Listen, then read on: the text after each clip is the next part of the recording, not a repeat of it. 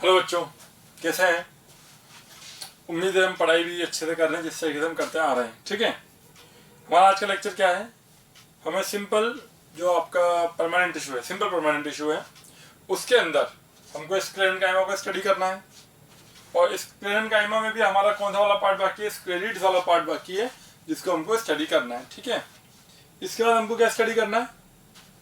इसके बाद हम जाएंगे सीधा कॉम्प्लेक्स परमानेंट टिश्यू में, जिसके अंदर जाइलम आ जाएगा और फ्लोएम आ जाएगा। ये दोनों चीजें हमको स्टडी करनी है। ठीक है, चलो तो स्टार्ट करें। चलो बहुत बढ़िया, आज हम थोड़ा जल्दी स्टार्ट करने की कोशिश कर रहे हैं, फास्ट पढ़ेंगे चीज़ों को, क्योंकि हम बेसिक्स काफ़ी हद तक कंप्लीट कर चुके हैं। हम कल स्क्लेरेनकाइमेटस फाइबर्स के बारे में हम कल पूरा देख चुके थे। आज हमको स्क्लेरिड्स के बारे में देखना है, which are the part of sclerenchyma. ठीक है, चलो यहाँ पर हम स्क्लेरिड्स की बात करें तो कैसे हो सकते हैं? स्फेरिकल हो सकते हैं या फिर ओवल हो सकते हैं, ये ब्रांच जो होते हैं। ठीक है ना, इसको देखना इस तरीके से होता है कुछ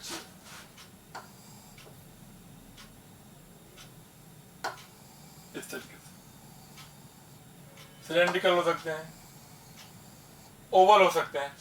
ठीक है, कोई दिक्कत इसके अंदर, हम ये बेसिक चीज देख रहे हैं एकदम। ठीक है ना, अब इसकी अगर अपन बात करें, इसकी जो वॉल होगी आपकी, यहाँ पर जो वॉल्स हैं, इसकी वॉल्स हैं वो कैसी होंगी? थिक वॉल्स होंगी। और अगर वॉल थिक है तो ल्यूमन कैसा होगा? अंदर का नैरो होगा। ठीक है, हमने स्क्लेरेनकाइमेटस फाइबर्स में क्या देखा था कि वहां पर सिंपल पिट्स भी प्रेजेंट थे और बॉर्डर पिट्स भी प्रेजेंट थे। बट यहाँ पर आपको ओनली एंड ओनली कौन से पिट्स मिलेंगे? सिंपल पिट्स मिलेंगे। सिंपल पिट्स वो क्या था? जो थ्रू आउट द लेंथ इनका डायमीटर क्या था? बराबर था। वो सिंपल पिट्स थे, वो आपको यहाँ पर आसानी से मिल जाएंगे। तो और अगर वॉल इसकी थिक है, वॉल थिक है ड्यू टू डिपोजिशन, किसी भी चीज की थिकनिंग होने की वजह से इसकी वॉल अगर थिक है, और किस चीज का डिपोजिशन होता है? मोस्टली लिग्निन का होता है। तो अगर लिग्निन का डिपोजिशन होने की वजह से वॉल अगर थिक है तो ल्यूमन कैसी हो जाएगी? इसकी नैरो हो जाएगी। ठीक है, तो pits should be simple pits and lumen is narrow. और शेप इसका कोई रेगुलर शेप नहीं है, शेप इसका डिफर कर सकता है, जैसे कि स्टार शेप ये हो सकते हैं, स्टोन शेप ये हो सकते हैं, सर्कुलर ये हो सकते हैं, एकदम तीखे सीधे वो भी हो सकते हैं। तो उसके बेसिस पर, on the basis of structure, हमने क्या किया? स्क्लेरिड्स को अलग अलग पार्ट्स में डिवाइड किया, जैसे कि ब्रैकिस्क्लेरिड्स, टैकिस्क्लेरिड्स, एस्ट्रोस्क्लेरिड्स, मैक्रोस्क्लेरिड्स एंड ऑस्टियोस्क्लेरिड्स। वर्ड थोड़ा ऐसा है तो कई बार जबान लड़खड़ा जाती है, कोई दिक्कत वाली बात नहीं है। चलो है ना, देखना स्टार्ट करते हैं।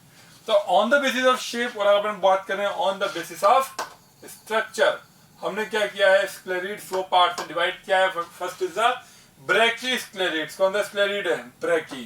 पहली गलती आ गई थी, स्पेलिंग मिस्टेक आ सकती है बस, है ना, ऐसा नहीं आएगा।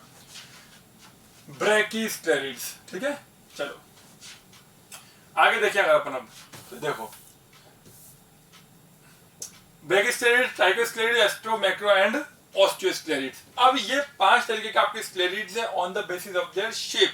तो इसकी अगर अपन बात करें ब्रैकिस्क्लेरिड्स की, तो ये कैसा होता है? इस तरीके से कुछ शेप देखें। अगर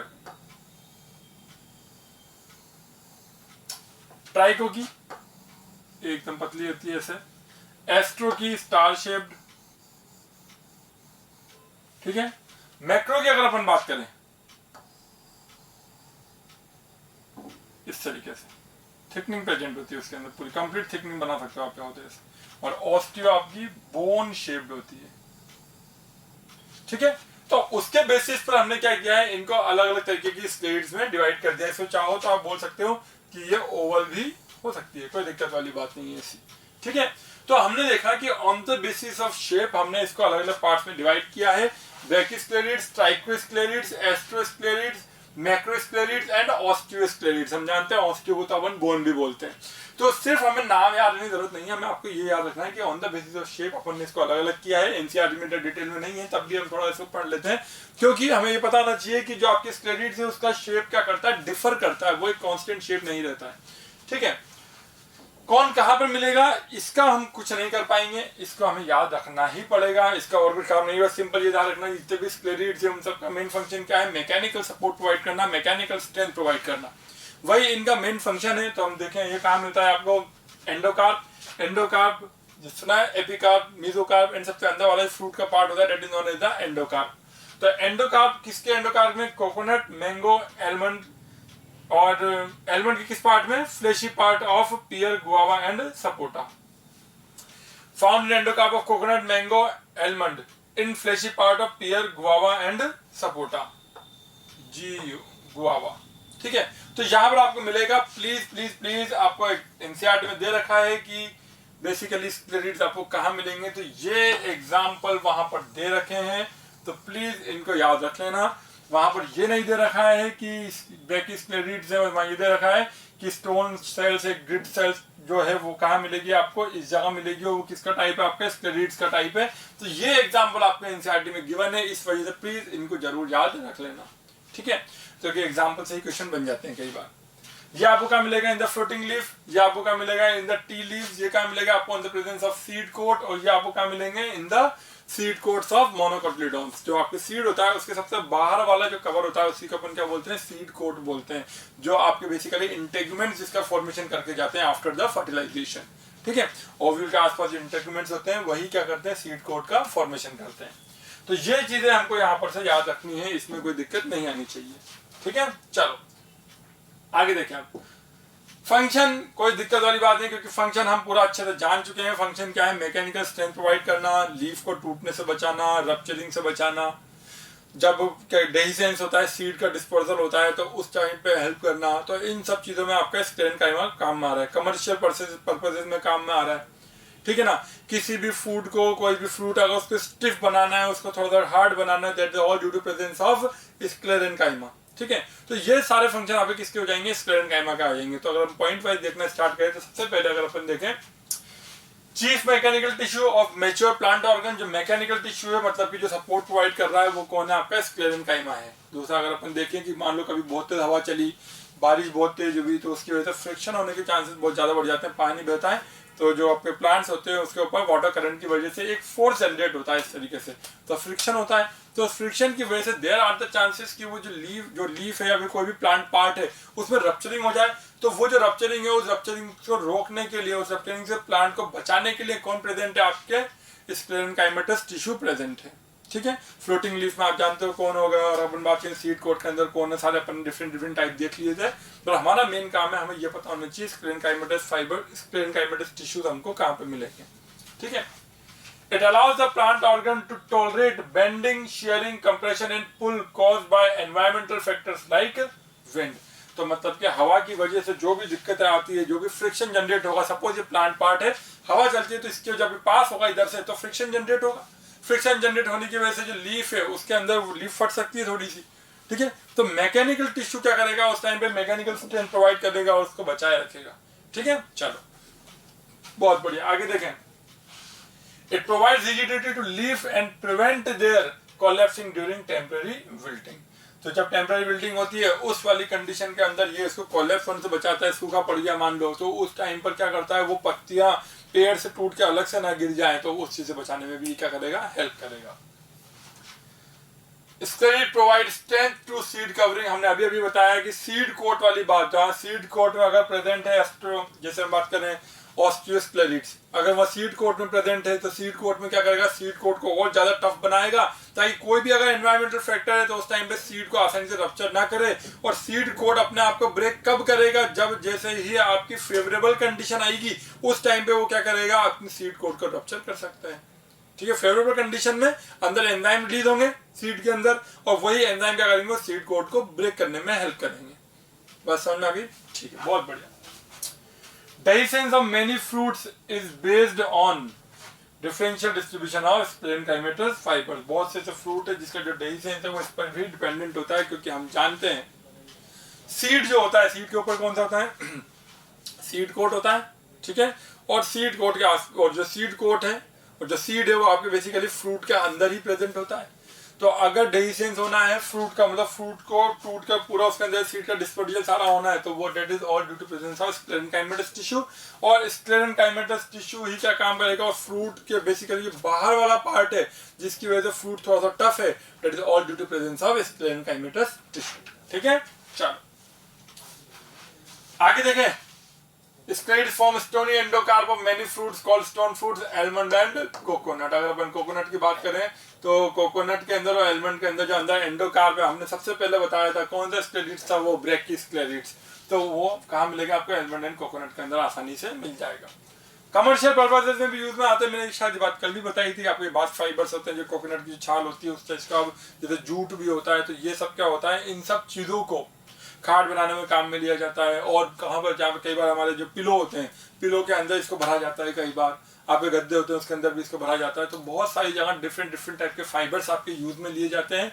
और वो डायरेक्टली ऐसे नहीं लिया जाता है, उनके पहले उसकी पूरी विनोइंग होती है अच्छे से, मतलब वो साफ किया जाता है, पहले पूरा कंप्लीटली साफ किया जाता है। उसके अंदर से अगर माइन्यूट पार्टिकल्स भी हैं जो एलर्जी कॉज कर सकते हैं, उनको भी पहले हटाया जाता है, उसको साफ बनाया जाता है, फिर यहाँ काम में लिया जाता है। हमारे घर में झाड़ू है, कई बार झाड़ू के अंदर भी आपको फाइबर्स यूज देखने मिल सकते हैं। कौन सा वाले झाड़ू, नॉर्मल घर वाले झाड़ू वो भी हो सकते हैं, या फिर जो अपन जाले वाले साफ करते हैं लकड़ी के, उसमें भी ये काम में लिए जा सकते हैं। ठीक है, चल तो यहाँ तक ये बात समझ में आ चुकी है। हम देखें लास्ट पॉइंट, अगर number of fibres are commercially exploited, exploited मतलब यूज में लेना है तरीके से, और ओवर एक्सप्लॉइटेड मतलब कि ज्यादा यूज में लेना, एक्सेस से ज्यादा, जितनी जरूरत है उससे भी ज्यादा यूज में ले लेना। जूट हो गया, फ्लैक्स हो गया और हेम्प हो गया। ठीक है, एग्जाम्पल्स हैं इसके। अब हम पढ़ना स्टार्ट कर रहे हैं क्या, complex permanent tissue. And complex permanent tissue में हम कौन आ जाएंगे, आपके दो आ जाएंगे, कौन से, xylem and phloem. Xylem and phloem इसके अंदर आ जाएंगे। तो हम जानते हैं we are made up of different type of cells, और डिफरेंट टाइप ऑफ सेल्स से अगर जाइलम मिलके बने हैं, डिफरेंट टाइप ऑफ सेल्स से क्या मिलके बने हैं, जाइलम मिलके बना है। ठीक है ना, तो इसी वजह से हम इसको क्या बोल देते हैं, कॉम्प्लेक्स परमानेंट टिश्यू। फ्लोएम भी डिफरेंट टाइप ऑफ सेल्स से मिलकर बना है, तो इसी को अपन ने क्या बोल दिया, कॉम्प्लेक्स परमानेंट टिश्यू। अब जाइलम वर्ड कहां से आया, it comes from a Greek word that is known as xylon, and xylon का मतलब क्या होता है, वुड। और हम ये चीज जानते हैं कि आगे जाकर जब सेकेंडरी ग्रोथ होगी, तो सेकेंडरी ग्रोथ होने के बाद जो वुड का फॉर्मेशन होगा, आउटर मोस्ट पार्ट में वुड का फॉर्मेशन होगा, वो क्या होगा, आपका सेकेंडरी जाइलम ही होगा। इसी वजह से हमने इसका नाम क्या रख दिया है, xylem. And the main function is the conduction of water and minerals. Water and minerals, water and minerals का कंडक्शन करता है, क्योंकि जो मिनरल्स होते हैं वो वाटर के साथ डिसॉल्व फॉर्म में रहते हैं, और वही आगे उसका कंडक्शन होता रहता है। ठीक है, तो अब इसमें समझने वाली बात ये है कंडक्शन कैसे होता है। तो कंडक्शन कैसे होता है बच्चों, ये चीज आपको सर उस टाइम पे डिटेल में पढ़ा देंगे, तो उसका आपको टेंशन नहीं लेनी है। ठीक है सर, उसको डिटेल में आपको जरूर पढ़ाएंगे आगे जाकर किस तरीके से इसको करना है। चलो आगे देखें। अब जाइलम की अगर अपन बात करें, तो पहले मैं एक चीज बता देता हूं इसके अंदर, यहाँ पर चलो कि जाइलम की बात करें तो जाइलम के अंदर कुछ एलिमेंट्स प्रेजेंट होंगे, जैसे कि हमने बोला xylem vessels, xylem tracheids,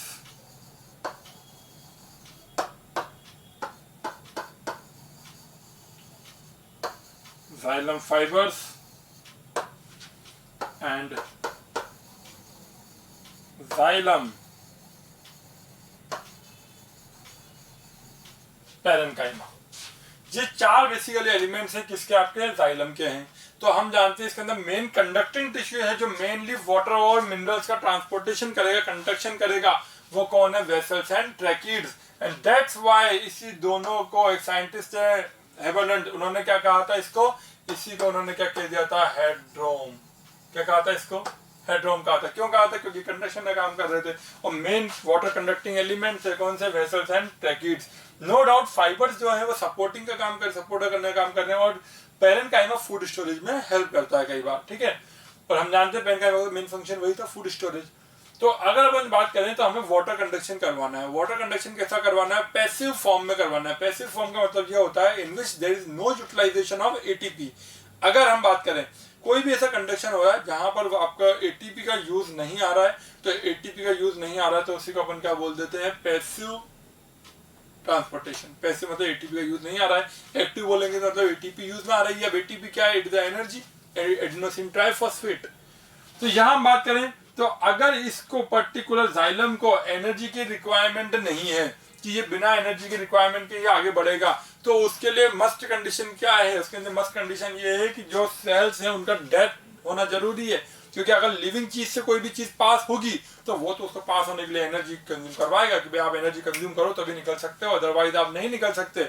but अगर कोई डेड चीज है तो उससे तो कोई भी चीज चली जाए, क्या फर्क पड़ रहा है उसको, फर्क नहीं पड़ेगा। तो इसके लिए इस पर्टिकुलर टिश्यू का डेड होना बहुत ज्यादा जरूरी है। तो इसके अंदर vessels are dead, tracheids are dead, fibres are also dead, बोलो हाँ है ना, एंड पेरेन्काइमा आर लिविंग। आ रही बात समझ में अच्छे से? ये तो लिविंग पार्ट है, ये तीनों डेड पार्ट है, vessels is also dead, tracheid is also dead, and fibres सब जानते हैं पेरेन्काइमेटस है, तो ये क्या होंगे, डेड होंगे। अच्छा यूं मत बोल देना कि सर ये पेरेन्काइमा और आप इसको पेरेन्काइमा कैसे बोल रहे हो? अरे भाई बोल सकता हूँ मैंने, क्योंकि पढ़ाई क्या रहा हूँ मैं, कॉम्प्लेक्स परमानेंट टिश्यू।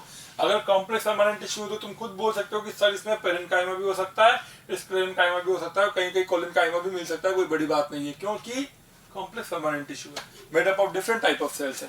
ठीक है ना, बहुत अच्छे। हम पढ़ना स्टार्ट कर रहे हैं अब जाइलम। तो जो मैं बता चुका हूं यहाँ लिखा हुआ है, देखो, xylem is a complex tissue which performs the function of transport of water and minerals inside the plant. Plant के इनसाइड ही करेगा, जैसे लिख दिया एक्स्ट्रा। कुछ बच्चे सोचते हैं कि सर कहाँ होता है, ह्यूमन के अंदर होता है क्या? अरे ध्यान है, मैंने प्लांट एनाटॉमी पढ़ रहे हैं, है ना, ये क्वेश्चन मत पूछना। Simultaneously it also provide mechanical strength। अब ये बोल रहा है मैकेनिकल स्ट्रेंथ, बट हमने बचपन से तो पढ़ा था कि सर जाइलम का तो बस यही की काम है, वो क्या है, conduction of water and mineral. ये स्ट्रेंथ वाली बात कहाँ से आ गई? अरे मैंने अभी अभी बताया, 2 मिनट पहले बताया मेरे प्यारे बच्चों। देखो जाइलम फाइबर्स स्ट्रेंथ प्रोवाइड करेगा नहीं करेगा, स्ट्रेंथ काइमेटस है तो बोलो। तभी तो हमने पहले तीनों टिश्यू को पढ़ा दिया सिंपल वाले को। तो अगर पहले से मैं कॉम्प्लेक्स पढ़ा देता और सिंपल बाद में पढ़ाता तो तुम सब घूम जाते 2 मिनट में कि अब करे तो करेगा क्या। ठीक है, xylem is also known as wood, it consist of 4 type of cells. अब समझना इसको, यहाँ पर है ना, नोन एंड लिख लेना, 4 टाइप ऑफ सेल्स बोल दो या 4 टाइप ऑफ एलिमेंट्स बोल दो, ज्यादा अच्छा है ना। मतलब इसके अंदर डिफरेंट टाइप सेल्स मिल सकते हैं, ज्यादा अच्छा है, अपन इसको 4 टाइप ऑफ क्या बोले, एलिमेंट्स बोले, ज्यादा अच्छा है हमारे लिए, है ना। इसको हटा देना, सेल्स अलग अलग एलिमेंट्स है। एलिमेंट्स डिफरेंट डिफरेंट टाइप की सेल से मिलकर बने हो सकते हैं, इसलिए मैंने एलिमेंट्स लिख दिया यहाँ पर। कौन कौन से? वेसल्स है, ट्रैकिड्स है, और आपका पेरेन्काइमा है, और आपका क्या है, फाइबर है। फाइबर अभी यहाँ नहीं लिखा हुआ, नेक्स्ट पेज पर होगा, मोस्ट प्रोबेबली नेक्स्ट पेज पे मिल जाएगा, ये रहा फाइबर्स। ठीक है, चलो, tracheids, vessels, parenchyma and fibres. Dead, dead, living, last वाला डेड। बहुत बढ़िया। इसका आप चाहो तो वुड पेरेन्काइमा बोल दो, एंड जाइलम और वुड बोल दो, कोई दिक्कत वाली बात नहीं है, अलग अलग नाम अपन ने ऐसे लिख दिया है। अब समझना मुझे, यहाँ पर हमने देखना कि हमने ट्रैकिड और वेसल की बात करें तो यही मेन कंडक्टिंग एलिमेंट्स है। कंडक्टिंग मतलब ट्रांसपोर्टिंग एलिमेंट्स है, जो वाटर का ट्रांसपोर्टेशन, वाटर एंड मिनरल से ट्रांसपोर्टेशन करके जाएंगे। तो इसी वजह से इन दोनों का अपन ने क्या बोल दिया, ट्रैकियरी एलिमेंट्स। मतलब कि क्या होता है ट्रैकिया, ये वर्ड कहाँ से आया ट्रैकियरी? कुछ याद आ रहा हल्का अगर? ट्रैकिया, हाँ ट्रैकिया वर्ड याद आया, कहाँ से आया? सी शेप्ड कार्टिलेजिनस रिंग्स कहाँ होती है? हमारे विंड पाइप में प्रेजेंट होती है, इसको हम ट्रैकिया बोलते हैं। तो वहीं से ये चीज आई है, ट्यूब लाइक स्ट्रक्चर से trachea. No doubt C shaped वहां पर, हमें शेप से मतलब नहीं है, पर एक पाइप जैसे स्ट्रक्चर को हम ट्रैकिया बोलते हैं ह्यूमन फिजियोलॉजी में। तो अपन ने ऐसा बोल दिया कि यहाँ भी पाइप जैसा स्ट्रक्चर है जो वाटर का मिनरल कंडक्शन कर रहा है। तो जो कंडक्टिंग पार्ट है उसी को अपन ने क्या बोल दिया मेरे प्यारे बच्चों, ट्रैकियरी एलिमेंट्स अपन ने यहाँ पर उसको बोल दिया है। ठीक है, अपन ने उसका हेड्रोम भी बोला था, ध्यान रखना, और अपन ने ट्रैकियरी एलिमेंट्स भी बोल दिया है। देखें, out of these only tracheids and vessels take part in the transport of water and minerals, so they are called as trachyary elements। कोई दिक्कत इसके अंदर? जल्दी बोलो, यहाँ तक कोई दिक्कत हो तो बोलो, नहीं है ना दिक्कत? जल्दी से फटाफट इसको कॉपी करो, जल्दी से फटाफट।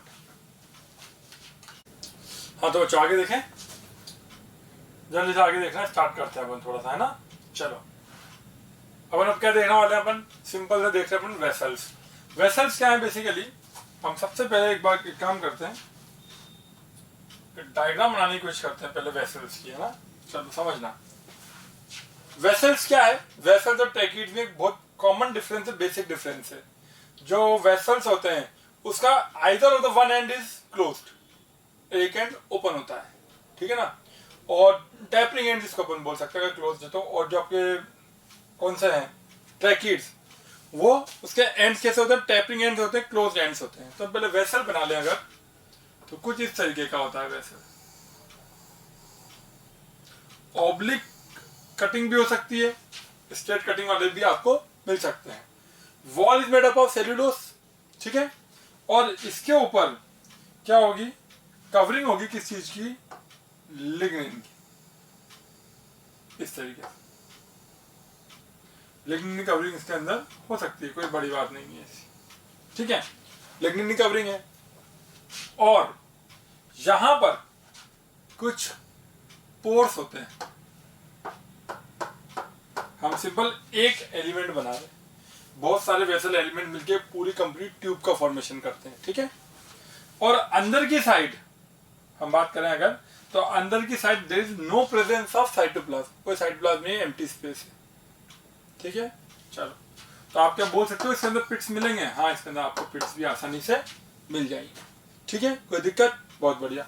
तो इसी के अंदर क्या होता है, वाटर का ट्रांसपोर्टेशन होता है। और दूसरा अगर अपन बात करें एक और वेसल एलिमेंट लेकर आए, तो वो वेसल एलिमेंट चाहो जैसे यहाँ जोड़ दो, इधर इस तरीके से ट्यूब की फॉर्म में जुड़ता चलेगा, ऐसे और जोड़ दो, ये 3 बना दिए मैंने एक साथ, अगर एक को तोड़ दूं बीच में से तो 3 इस तरीके से हम बना सकते हैं इसके अंदर, ठीक है, कोई दिक्कत इसके अंदर, ठीक है।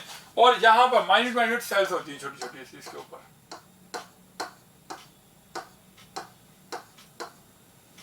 ठीक है। चलो बहुत बढ़िया। तो अगर अपन देखें, vessel take part like tracheids in the conduction of water and provide mechanical support, conduction of water and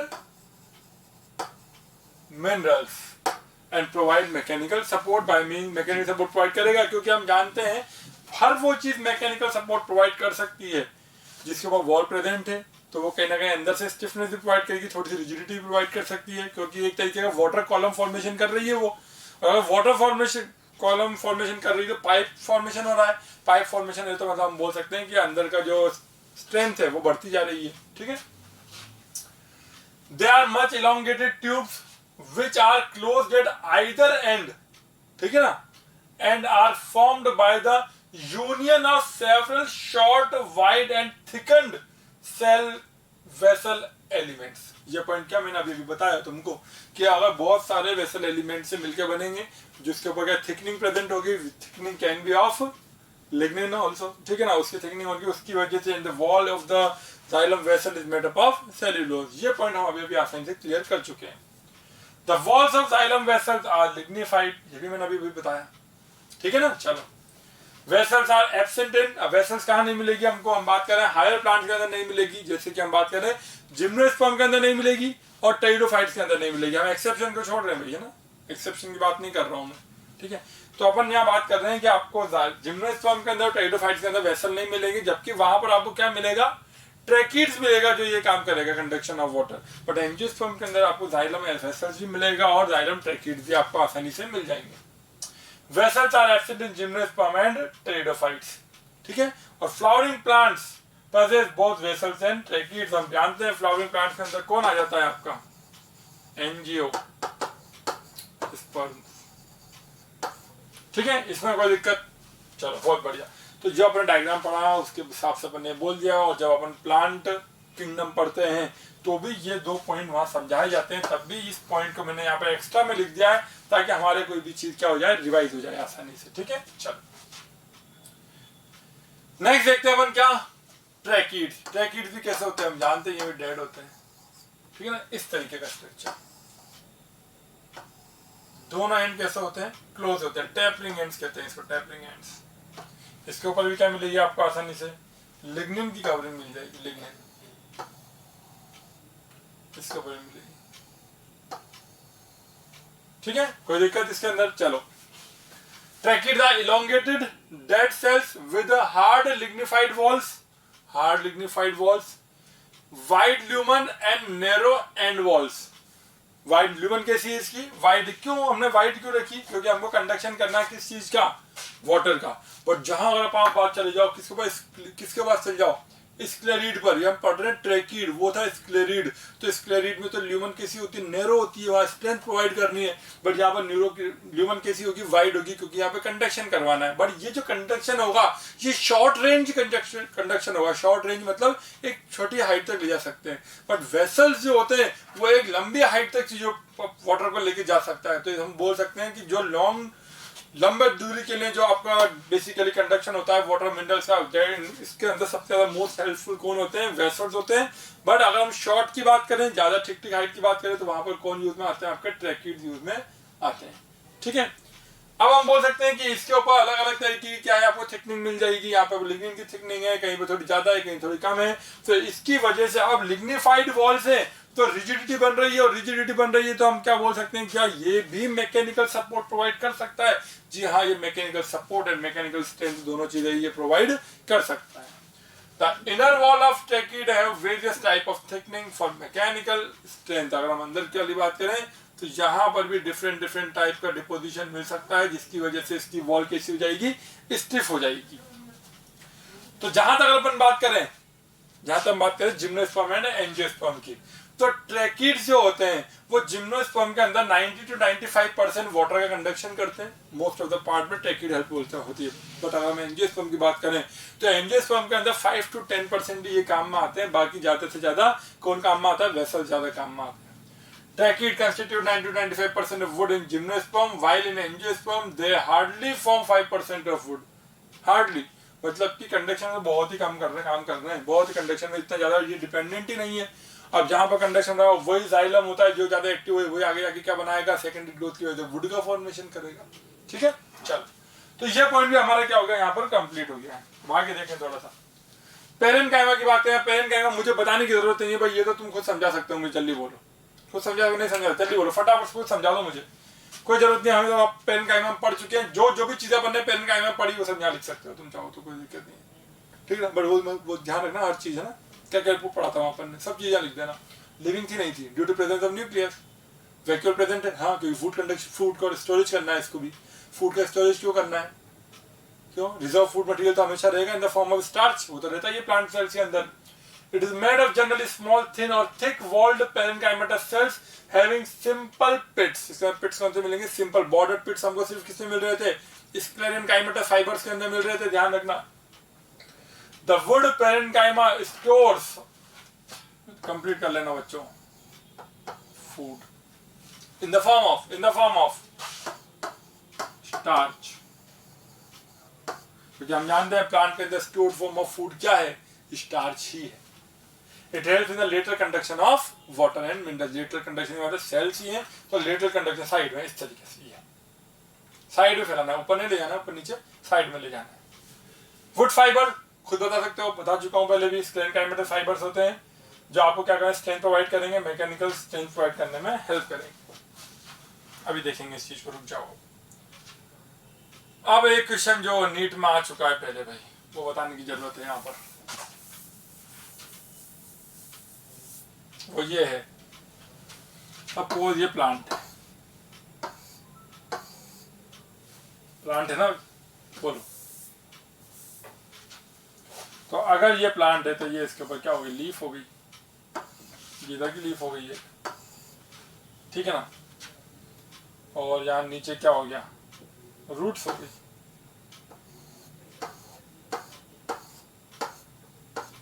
ठीक है, चलो जरा मुझे बताना, फोटोसिंथेसिस कहां पर होगा?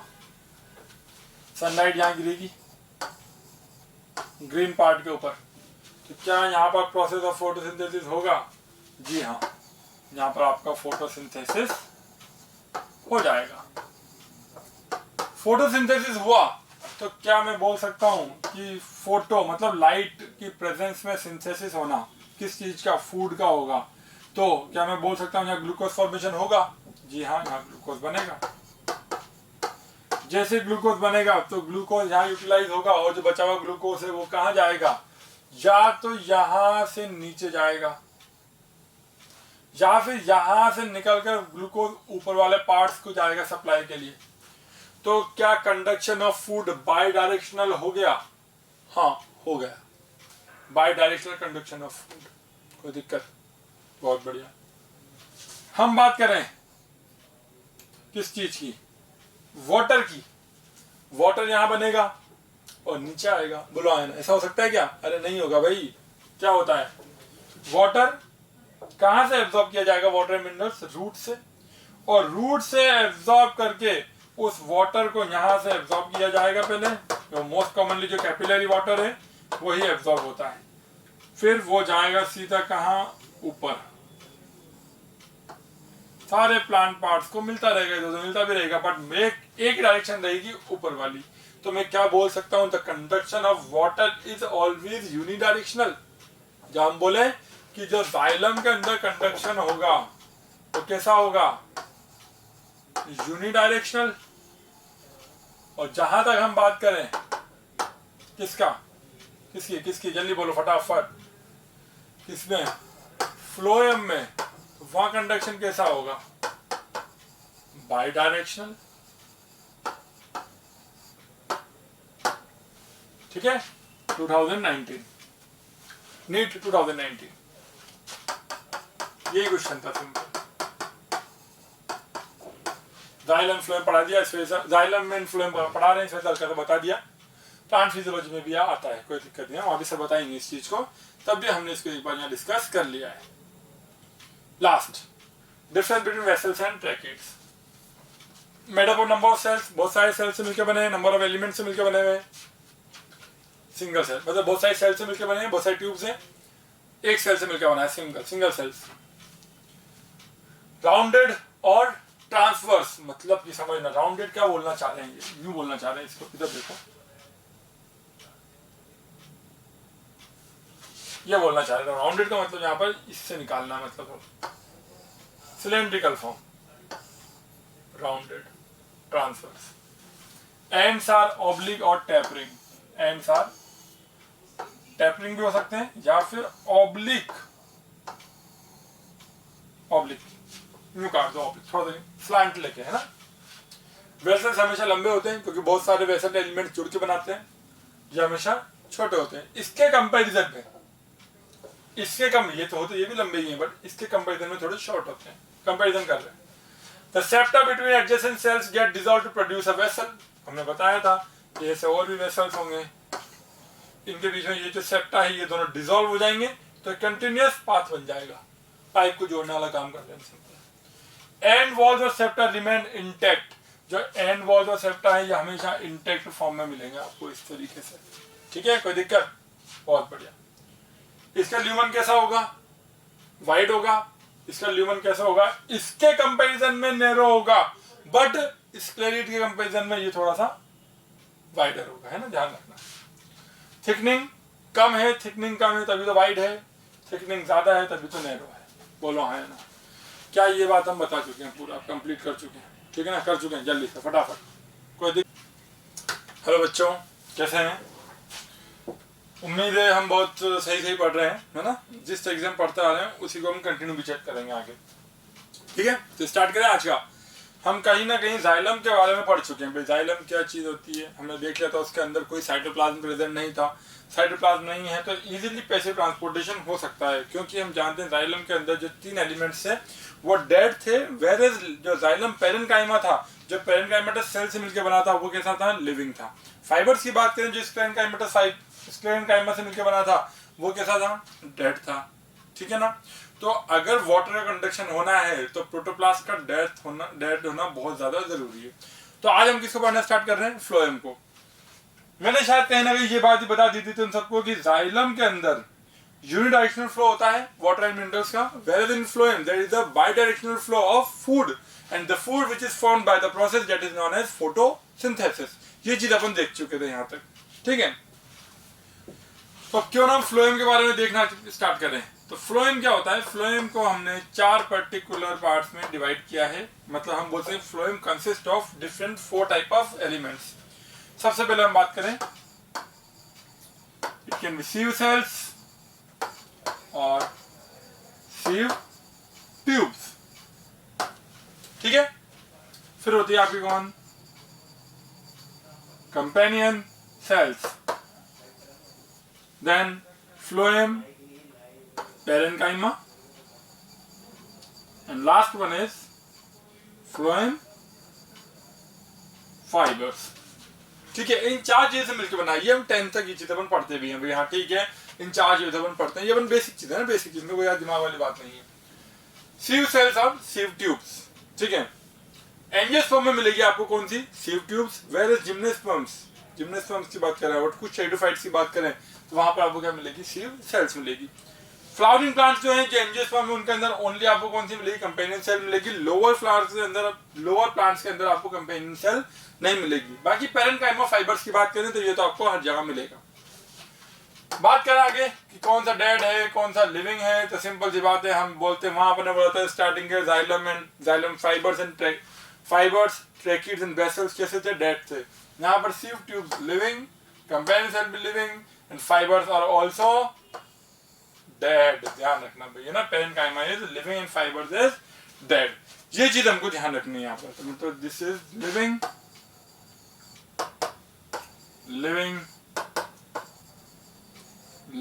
एंड डेड, ये चीज हमको ध्यान रखनी है। मतलब कि ये बात कंफर्म है कि इसके अंदर कहीं ना कहीं अगर ये लिविंग है तो फूड का जो ट्रांसलोकेशन होना है, जो फूड को एक जगह से दूसरी जगह तक जाना है, वहां तक जाने के लिए उसको कुछ एनर्जी की रिक्वायरमेंट होगी, कुछ एनर्जी कंज्यूम होगी वहां पर। और अगर ऐसा कोई भी सिस्टम है या कोई भी ऐसी चीज है जो एनर्जी को यूटिलाइज कर रहा है तो हम बोल सकते हैं वो क्या है, लिविंग है, पहली चीज।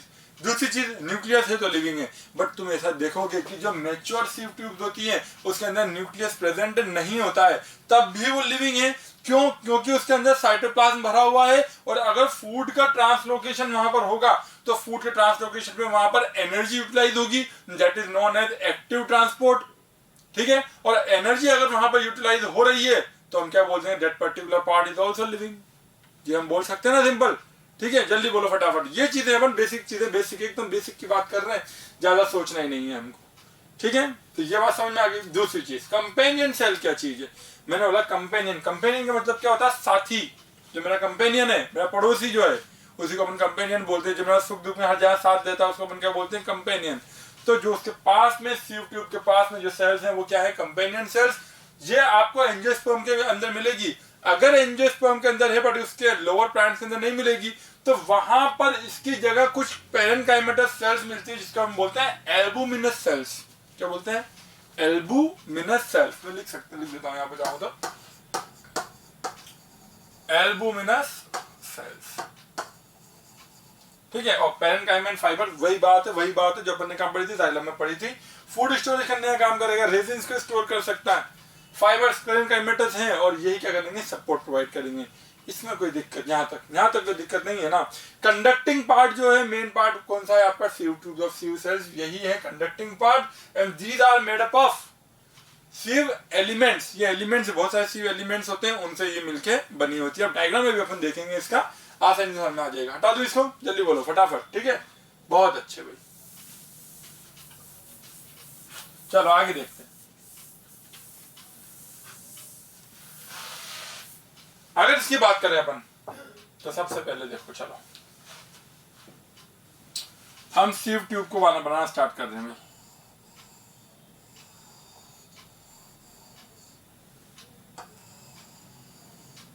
सीव ट्यूब, ठीक है, ट्यूब लाइक स्ट्रक्चर है, इलोंगेटेड है, नैरो ल्यूमन। ल्यूमन कैसा होता है, नैरो, बीच का पार्ट है, ल्यूमन नैरो। मैंने वाइड बनाया है दिखाने के लिए, डायग्राम समझा रहे हैं, बट ये कैसा होता है, नैरो होता है। ठीक है, इसके बाद आप बोलना चाहोगे यहां पर कुछ पोर्स प्रेजेंट होते हैं इस तरीके से। ठीक है, जहां से फूड का क्या ट्रांसलोकेशन होगा इधर से उधर। और यहां पर आसपास आपको प्लाज्मोडेस्मेटल कनेक्शंस नजर आएंगे इस जगह ऐसे। ठीक है, प्लाज्मोडेस्मेटाइल कनेक्शन। और ये तुम जानते हो प्लाज्मोडेस्मेटाइल कनेक्शन हमें हमेशा मिलेंगे प्लांट सेल्स के बीच में। क्यों? क्योंकि किसी भी चीज का ट्रांसलोकेशन इधर से उधर करना है, फूड का या किसी भी चीज का। ठीक है ना, मटेरियल एक्सचेंज में काम आएगा।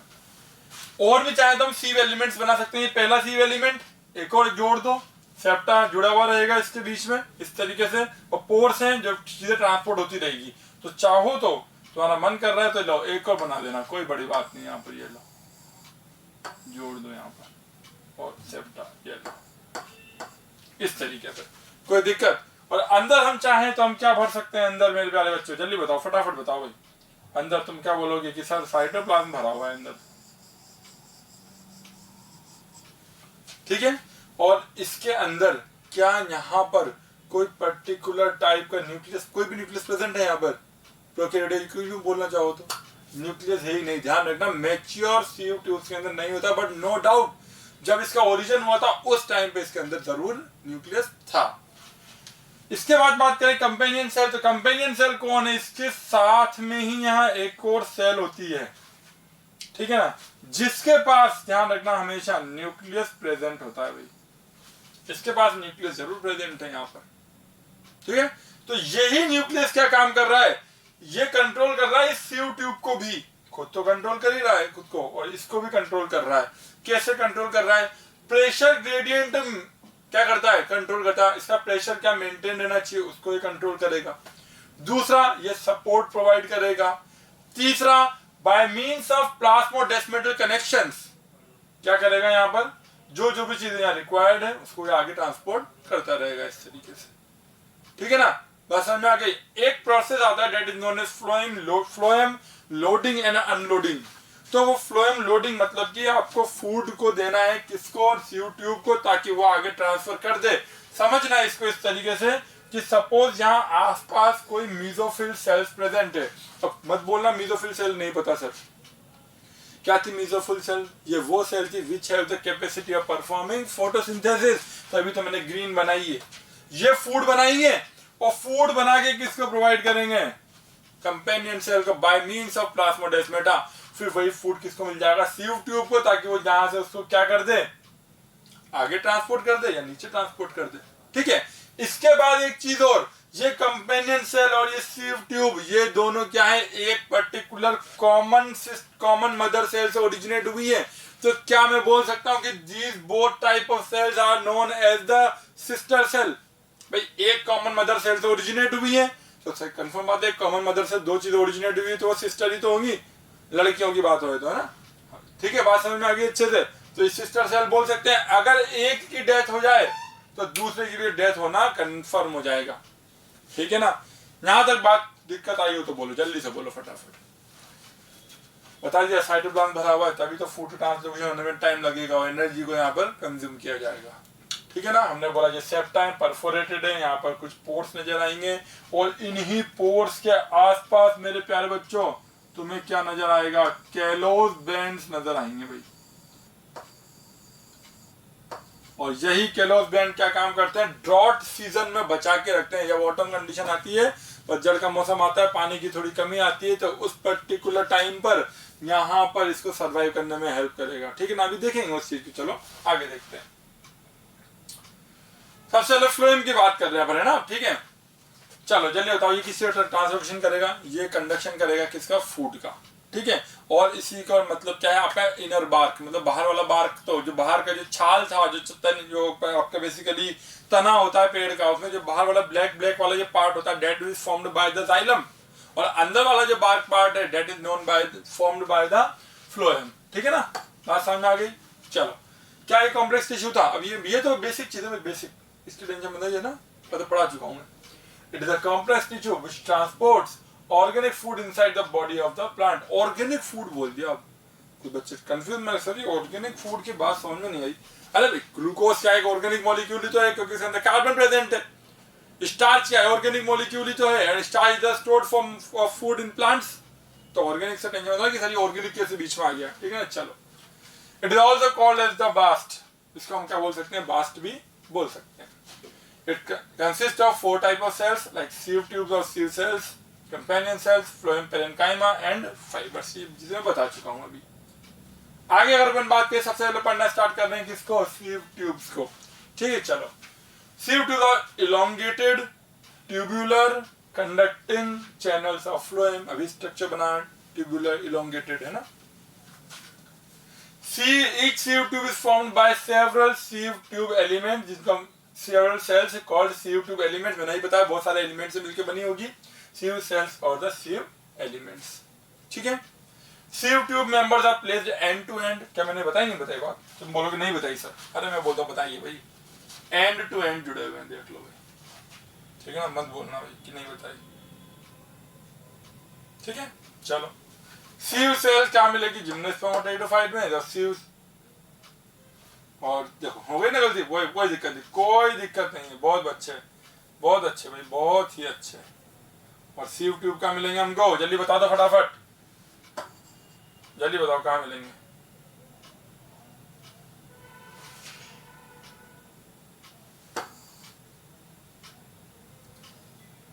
सीव ट्यूब कहाँ मिलेगी हमको, एंजियोस्पर्म। ठीक है ना, क्या ये बात समझ में आ गई? बता चुका हूं मैं सीव ट्यूब्स के बारे में। ठीक है, चलो बहुत बढ़िया। आगे देखें थोड़ा सा अब, है ना, आगे आ जाए थोड़ा जल्दी देखना स्टार्ट हो, जल्दी फटाफट देखना चालू करो, है ना। ये मैं सब बता चुका हूँ, इसलिए बोल रहा हूँ। Living and thin walled, living है बता दिया भाई, लिविंग एंड थिन वॉल्ड। ठीक है ना, सेल के अंदर जो जो चीजें होती है सब इसके अंदर मिलेगी। ठीक है, जैसे वैक्यूल भी हो गया, मिल जाएगा, बट न्यूक्लियस नहीं मिलेगा, ध्यान रख लेना।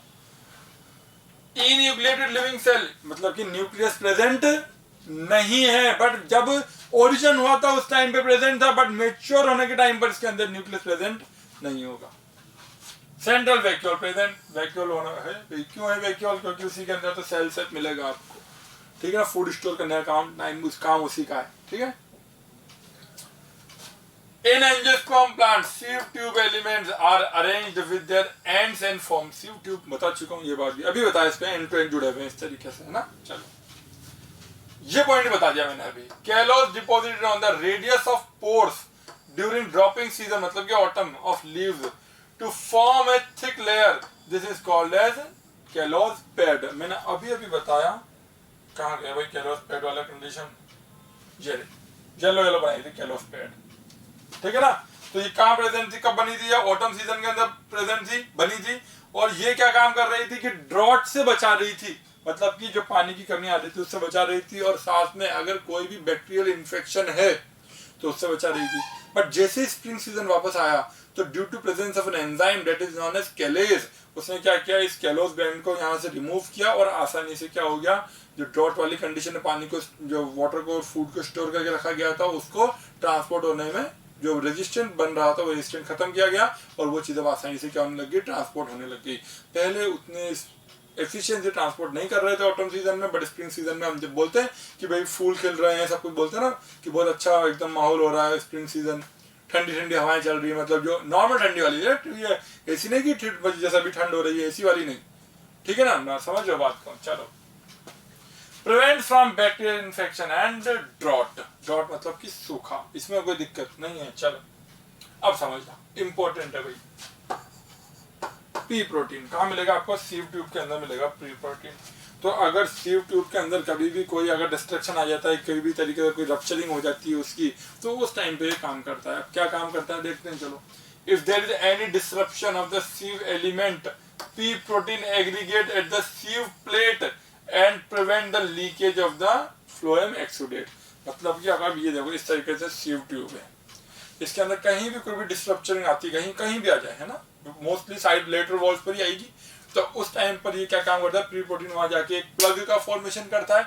जब वो प्लग का फॉर्मेशन करेगा तो अंदर से जो भी उस पर्टिकुलर पार्ट में साइटोप्लाज्म को उसके अंदर फूड स्टोर्ड जो था, जो ट्रांसलोकेट होना था, वो अब बाहर निकल कर नहीं जाएगा। तो उस जगह पर एक तरीके से ये पैच वर्क करने का काम आ रहा है। सपोज यहाँ पर कोई एक छोटा सा छेद बना हुआ है, तो उसको मुझे भरना है, तो उसको भरने का काम आ रहा है, ताकि कोई भी चीज बाहर लीक ना हो। जैसे पाइपलाइन है, पाइपलाइन फूट जाती है तो पानी निकलता है, तो उस पाइपलाइन फूटने से रोकना है, वहां पर कोई बैंड हम कपड़ा बांध देते हैं ना इस तरीके से, ताकि पानी ना निकले आसानी से, तो उसी तरीके से ये काम कर रहा है।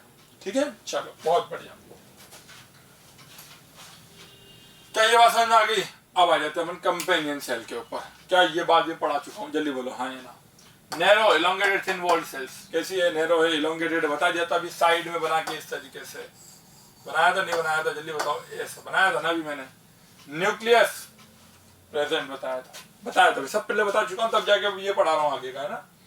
Maintain proper pressure gradient in the sieve tube element, sieve tube के अंदर प्रॉपर प्रेशर ग्रेडियंट को मेंटेन करके रखेगा। ठीक है, बहुत ही अच्छा। और ध्यान रखना, सपोर्ट भी ये प्रोवाइड करता है। Sieve elements in companion cell arise from same mother cell, that's why they are known as sister cells। कोई दिक्कत? अब वही चीज नोट्स है तुम्हारे लिए, ये नोट्स है भैया, और कुछ नहीं है। जो मैंने बता दिया पहले, अभी इतनी देर थोड़ी देर पहले जो रामायण गाई थी, वो उसको मैं शॉर्ट फॉर्म में कर दिया ताकि तुम्हारा काम आसान हो जाएगा। In non-flowering plants, companion cells are replaced by parenchymatous cells, which are known as the albuminous cells। और albuminous cells नाम क्यों बोला? Due to presence of a protein that is known as albumin protein. और इसी वजह से हमने बोला कि इसको क्या बोल दिया गया है, एल्बुमिनस सेल्स, क्योंकि हम जानते हैं पेरेंकाइमेटस सेल के अंदर क्या होता है, फूड स्टोर हो सकता है। ठीक है ना, कभी भी अगर सीव ट्यूब को खाने की कमी आ जाए, मान लो सिंथेटिक फूड है, अगर उसको मतलब एनर्जी को रेस्पिरेशन करवाना ही पड़ेगा क्योंकि एनर्जी चाहिए तभी चीज ट्रांसपोर्ट होगी, तो उस टाइम पे फूड भी प्रोवाइड कौन करेगा? आपका एल्बुमिनस यहाँ पर वो प्रोवाइड करेगा। इसके बाद आपका पेरेन्काइमा लिविंग है, फूड स्टोरेज करने का काम भी कर रहा है, रेजिन्स को भी स्टोर करेगा, डिफरेंट डिफरेंट टाइप के केमिकल्स को भी वो स्टोर करेगा, ठीक है, और फाइबर से सपोर्ट का काम करते ही हैं, स्क्लेरेनकाइमेटस होते हैं। ये चीजें कॉमन है, ये हमको पढ़ना है। और हमने कहा था कंडक्टिंग पार्ट कौन सा था? Sieve tubes and sieve cells. तो वो जो कंडक्टिंग पार्ट है, जैसे अपन ने ट्रेकिड्स एंड वेसल को हेडरूम कहा था, यहाँ पर अपन sieve cells and sieve tube को हम क्या बोलेंगे? लेप्टोम बोल देंगे, जो आपका यहाँ पर कंडक्टिंग पार्ट है। चलो देखो, phloem parenchyma living store food, resins, latex and mucilage. Lateral conduction of food इस लेटरल, ये तो एक कौन सा था? लॉन्गिट्यूडिनल, लेटरल इस तरीके से। तो समझ जाना, अगर लेटरल कंडक्शन ऑफ फूड हो रहा है तो ज्यादा दूरी के लिए कंडक्शन नहीं होगा, एक स्मॉल डिस्टेंस के लिए ही कंडक्शन होगा सिर्फ, ठीक है ना। तो लेटरल कंडक्शन जो भी होगा that is all due to presence of plasmodesmata. Plasmodesmata बहुत इंपॉर्टेंट है भाई, हमें कोई भी चीज कंसेप्ट समझना है कि ऐसा क्यों हुआ, तो प्लाज्मोडेस्माटा दिमाग में जरूर रखना, कनेक्शन है एक तरीके का प्लांट सेल्स के बीच में, ये है ना। चलो, lateral conduction of food.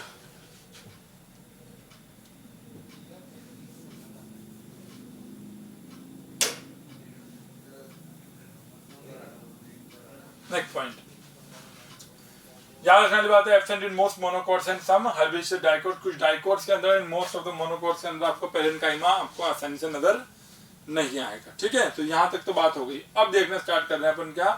Phloem fibres. चलो देखो, प्रोवाइड मैकेनिकल सपोर्ट, और एक की फंक्शन था मैंने बता ही दिया था, सीव सेल्स एंड सीव ट्यूब को क्या बोलते हैं अपन? लेप्टोम बोलते हैं। जैसे वहां पर ने क्या बोला था? हेडरोम बोला था, जाइलम है, वेसल्स एंड ट्रैकिड्स को। अब देखते हैं अपन, यहाँ से थोड़े काम की चीज है हमारी, यहाँ हमको थोड़ा सा याद रखना है, हल्की हल्की चीजें, ठीक है ना। हम क्या कर रहे हैं, जो आपके वेस्कुलर बंडल्स से कौन? जाइलम एंड फ्लोएम, इनको हमने क्या है? डिवाइड किया है on the basis of origin and development. तो ये वाला जो पर्टिकुलर पार्ट है, this is on the basis of origin and this is on the basis of development.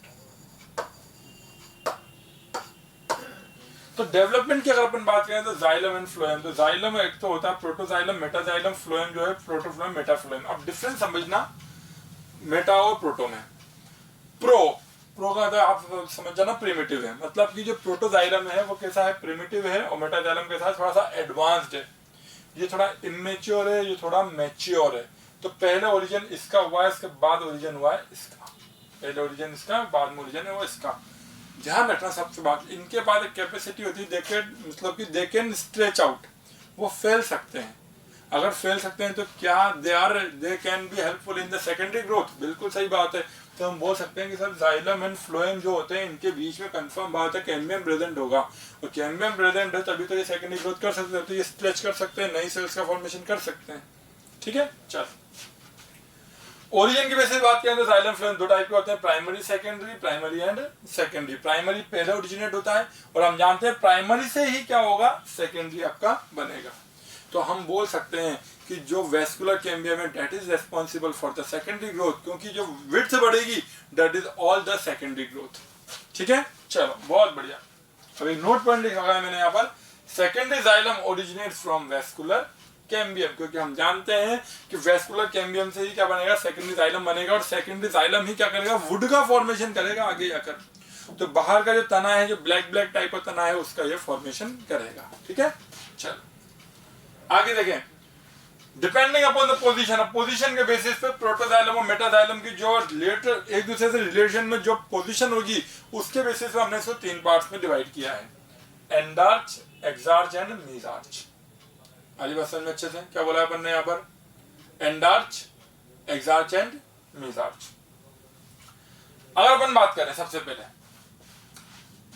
Endarch, है ना। एंडार्च क्या है? अगर सेंट्रल वाले पार्ट पर प्रोटोजाइलम आ जाए, बाहर वाले पार्ट पर क्या आ जाए? मेटाजाइलम आ जाए, तो ये पार्ट क्या कहलाएगा? एंडार्च। बात समझ में नहीं है? जल्दी बोलो फटाफट, क्या बोल रहे हैं अपन? अंदर वाले पार्ट में क्या आ जाए? प्रोटोजाइलम, और बाहर वाले पर मेटाजाइलम, ठीक है। मतलब सेंट्रल पार्ट पे प्रोटोजाइलम दिखे और पेरीफेरी वाले पार्ट पे मेटाजाइलम दिखे, that is known as the endarch condition. और अगर हमें एग्जार्च की बात करें, this is the endarch. Exarch की बात करें तो एग्जार्च में क्या होगा, बाहर वाले पार्ट पर तो क्या होगा, प्रोटोजाइलम, और अंदर वाला पार्ट होगा मेटाजाइलम। तो मतलब पहले कौन ओरिजिनेट हुआ था, ये तो एंडार्च है, एंडार्च। पहले कौन ओरिजिनेट हुआ था, जल्दी बोलो फटाफट। पहले प्रोटोजाइलम ओरिजिनेट हुआ है, बाद में मेटाजाइलम आया है। तो यहां पर जो डेवलपमेंट होगा कैसा होगा, सेंट्रीफ्यूगल टाइप, अंदर से बाहर की तरफ बन रहा है, अंदर बनता जा रहा है, बाहर पहले ओरिजिनेट बाद में ओरिजिनेट, है ना। पहले इसी से ओरिजिनेट हुआ है, बाहर यह है सेंट्रीफ्यूगल टाइप ऑफ डेवलपमेंट, जहां पर अंदर की तरफ, this is known as centripetal type of development. This is centrifugal type of development, ठीक है। जल्दी से फटाफट देखो इसको, जल्दी कॉपी करो इसको, ठीक है, जल्दी से फटाफट।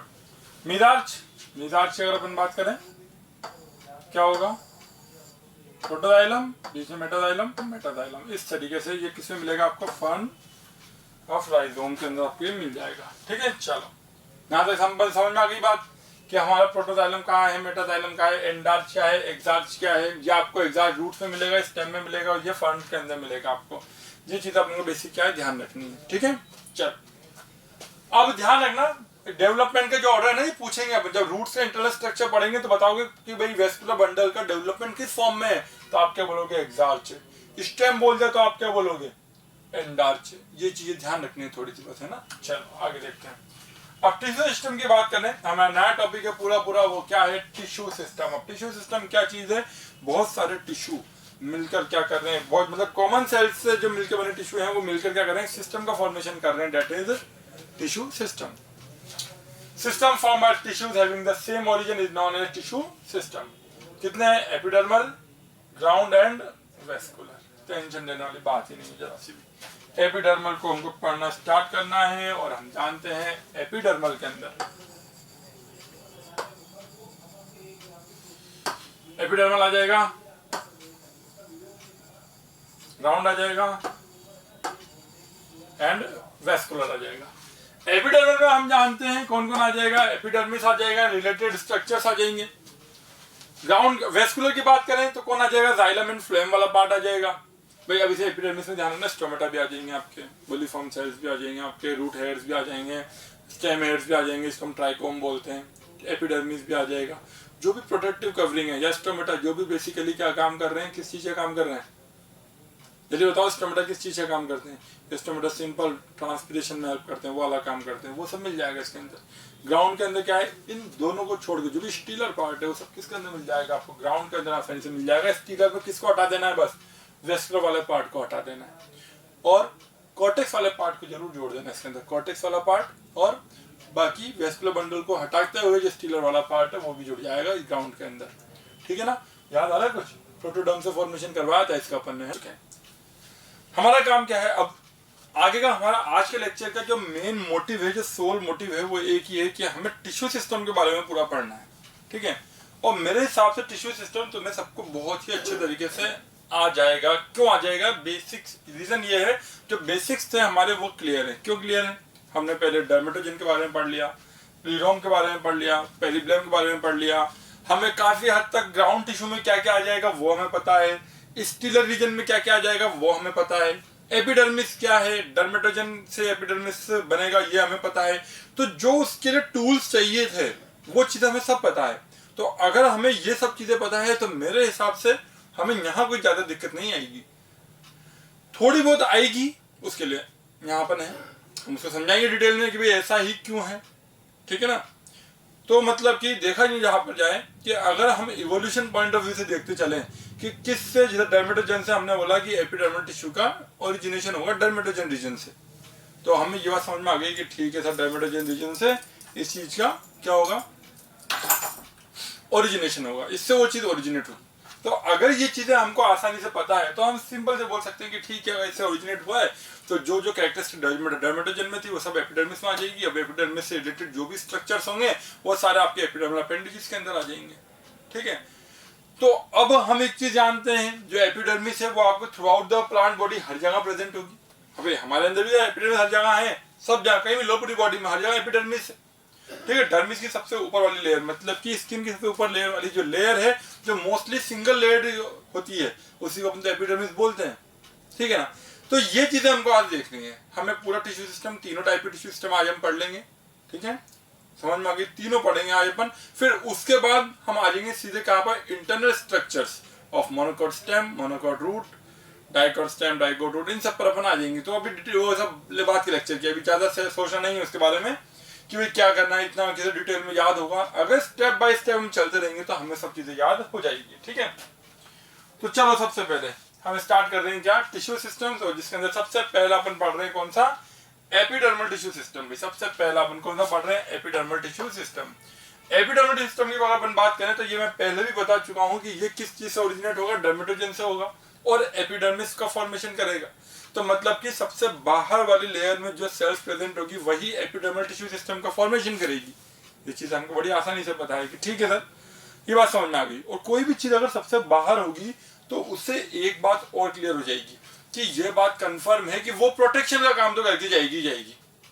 ऑब्वियस सी बात है भाई, क्योंकि अगर बाहर की लेयर है, सेल से मिलकर बनी हुई है, तो ऑब्वियस सी बात है बाहर से कोई भी केमिकल अटैक होता है या कोई भी फिजिकल अटैक होता है तो उससे प्रोटेक्शन का हेल्प करेगी।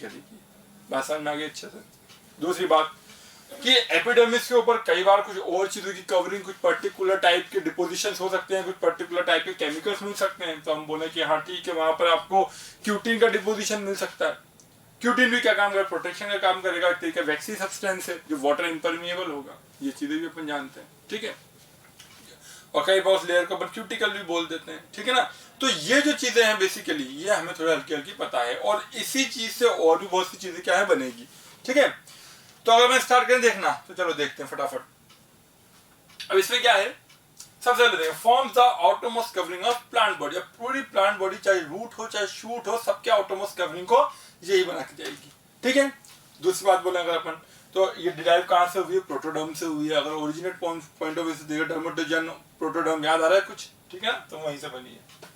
इसमें क्या क्या आ जाएगा आपका, एपिडर्मिस आ जाएगी और एपिडर्मल अपेंडेजेस आ जाएंगे। मतलब कि एपिडर्मिस से रिलेटेड स्ट्रक्चर्स, जो भी एपिडर्मिस से नए नए स्ट्रक्चर्स बनेंगे, जैसे रूट हेयर, ट्राइकॉम और जो स्टोमेटा इसके आसपास प्रेजेंट होंगे, वो सब इसी से आ जाएंगे। ठीक है, तो सबसे पहले अपन पढ़ना स्टार्ट कर रहे हैं क्या, एपिडर्मिस। अभी मैं बोल चुका हूं क्या, प्रोटेक्टिव लेयर है, सिंगल लेयर होती है, एक ही लेयर की बनी हुई होती है। ठीक है, और इसके जो सेल्स है वो कॉम्पैक्टली अरेंज्ड है, लूज नहीं है। क्योंकि अगर मान लेते हम कॉम्पैक्टली अरेंज जो नहीं होते, स्पेसेस होती, तो कोई भी केमिकल अटैक होता तो आसानी से वो केमिकल अंदर जा सकता था बॉडी के। तो इसी वजह से इसकी लेयर्स कैसी होती है, कॉम्पैक्टली अरेंज होती है, पास पास होती है, इनके बीच में there is no presence of intercellular spaces. बात क्लियर है, चलो देखो।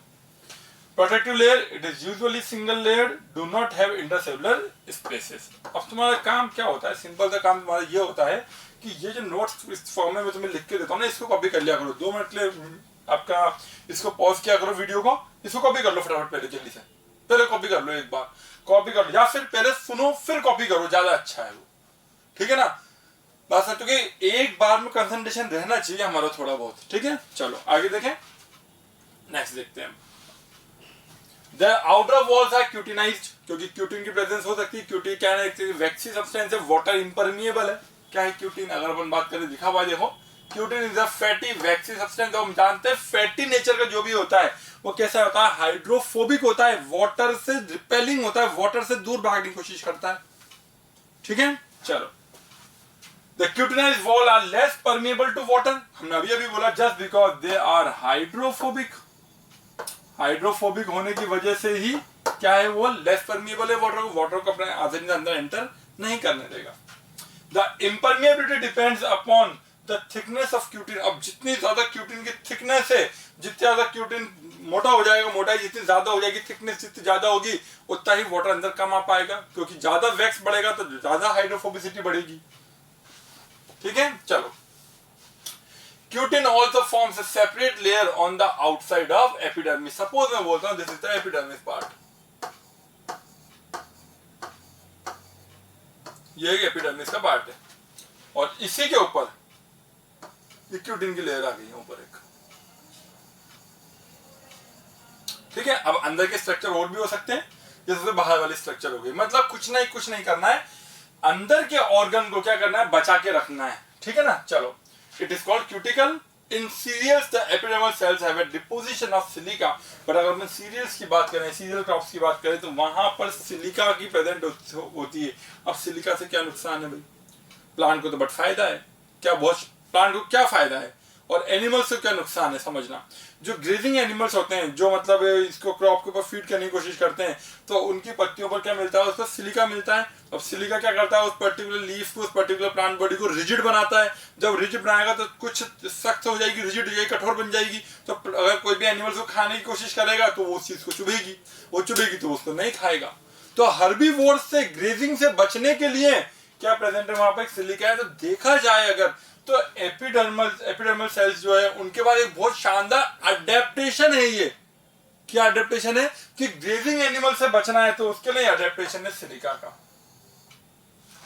ठीक है। दूसरा तो मतलब ध्यान रखना, ये जो भी चीजें हुई ना, ये क्यूटिकल का प्रेजेंस और सिलिका का प्रेजेंस, ये एक बार में नहीं होगी। शुरुआत में जब ब्रायोफाइट्स को फॉर्मेशन हुआ था, ठीक है ना, ब्रायोफाइट्स, हम चलो एल्गी से लेके आते हैं सीधी चीजें, है ना। तो एल्गी का प्लांट बॉडी इतनी ज्यादा डेवलप्ड नहीं थी, ठीक है। बट धीरे धीरे क्यों? क्योंकि उसको टेरेस्ट्रियल रीजन में आना था।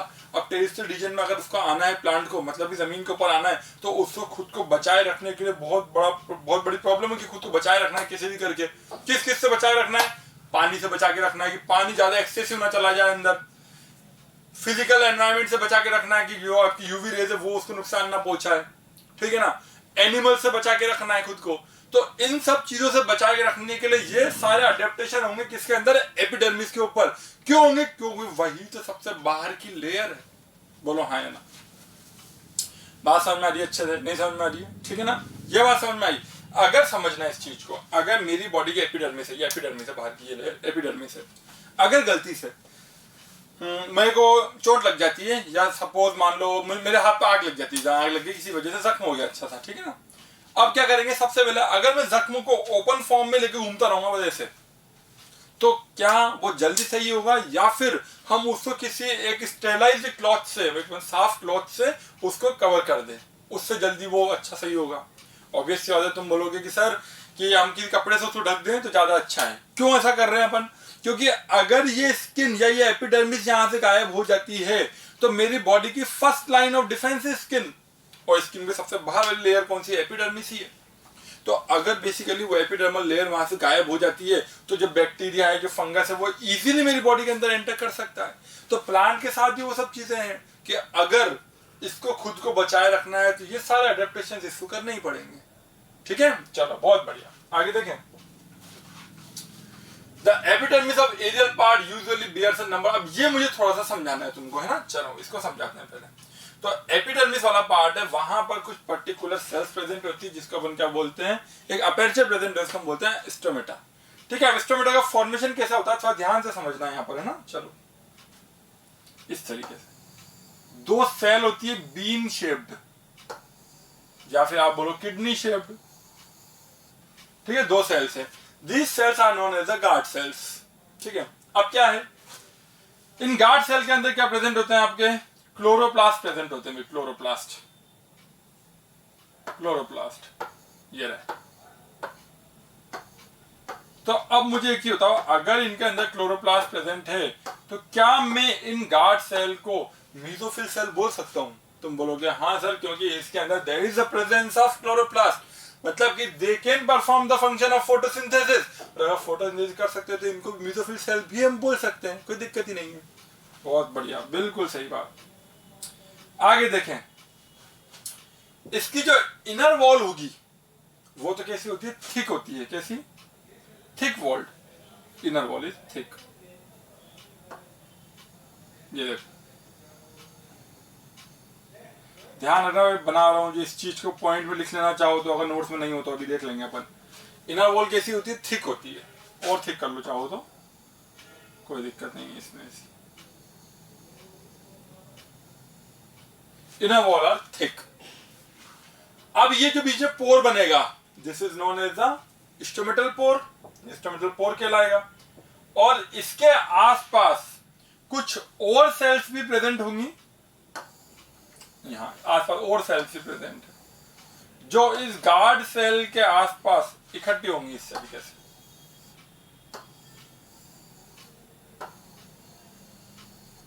ठीक है, बात समझ आ गई? मतलब ये सारी एपिडर्मल सेल्स हैं और इन्हीं सेल्स को हम क्या बोलते हैं? Subsidiary cells. क्या बोलते हैं इनको? Subsidiary sales.